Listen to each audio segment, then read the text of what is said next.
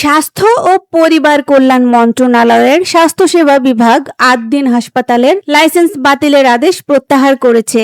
গত ২৭ জুলাই জারি করা এক প্রজ্ঞাপনের মাধ্যমে হাসপাতালটিকে আবার কার্যক্রম পরিচালনার অনুমতি দেওয়া হয়েছে। তবে এই অনুমতির সঙ্গে ৩টি শর্তও দেওয়া হয়েছে। হাসপাতাল কর্তৃপক্ষকে the medical practice and private clinic and laboratories regulation ordinance ১৯৮২ এর সব বিধান মেনে চলতে হবে। পাশাপাশি সব বিভাগে প্রয়োজনীয় সংখ্যক ডিউটি ডাক্তার ও দক্ষ নার্স নিয়োগ দ্রুত সম্পন্ন করতে হবে। ভবিষ্যতে কোনো শর্ত ভঙ্গ বা অবহেলা প্রমাণিত হলে সরকার বা ক্ষমতাপ্রাপ্ত কর্তৃপক্ষ আবারও আইনানুগ ব্যবস্থা নিতে পারবে। গত ২৭ মে হাসপাতালটির পোস্ট অপারেটিভ ওয়ার্ডে কয়েক ঘন্টার ব্যবধানে ৬ নবজাতকের মৃত্যু হয়। তদন্তে চরম গাফিলতি, নার্স ও স্টাফদের অদক্ষতা এবং চিকিৎসায় নিয়মতান্ত্রিক অসঙ্গতির প্রমাণ পাওয়ার পর ১১ জুন মগবাজারের ৭০০ শয্যা বিশিষ্ট এই হাসপাতালে লাইসেন্স বাতিল করা হয়। পরে হাসপাতাল কর্তৃপক্ষ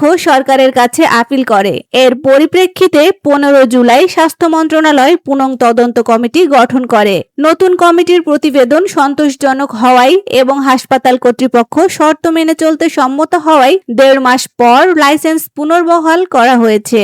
আজ সকাল থেকে হাসপাতালের বহির্বিভাগ, অন্তর্বিভাগ ও জরুরি সেবা আবার চালু হয়েছে।